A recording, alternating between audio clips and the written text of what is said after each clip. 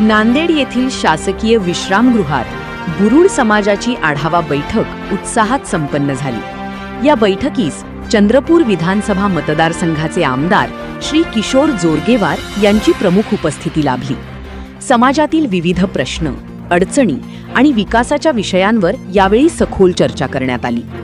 बैठकीदरम्यान बुरुड समाज बांधवांनी शिक्षण, रोजगार, शासकीय योजना, समाजाच्या विकासासाठी आवश्यक सुविधा तसेच युवकांना संधी उपलब्ध करून देण्याबाबत आपल्या समस्या मांडल्या। आमदार किशोर जोरगेवार यांनी समाजाच्या प्रश्नांकडे गांभीर्याने लक्ष देत शासन स्तरावर पाठपुरावा करून योग्य तो न्याय मिळवून देण्याचे आश्वासन दिले।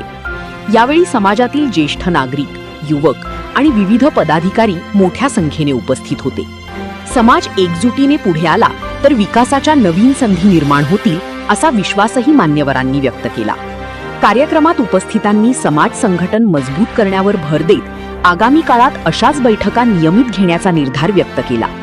बुरुड समाजाच्या विकासासाठी आयोजित करण्यात आलेली ही आढावा बैठक सकारात्मक आणि प्रेरणादायी वातावरणात पार पडली।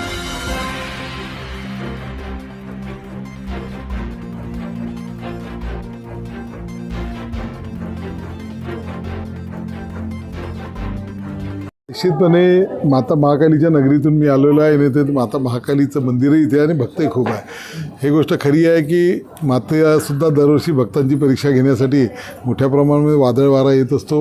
याही वर्षी खूप अडचणी झाल्या आणि त्याकरता म्हणूनच आम्ही एक 278 कोटी रुपयाचा एक प्लॅन त्या ठिकाणी केलेला आहे। माता महाकाली मंदिराजवळ कोणत्याही प्रकारची जागा स्वतःची नाही आणि ते आर्कॉलॉजिकल डिपार्टमेंटकडे येत असल्यामुळे आपल्या मंदिराच्या 100 मीटर परिसरामध्ये आम्हाला कोणत्याही प्रकारची सुविधा करता येत नाही।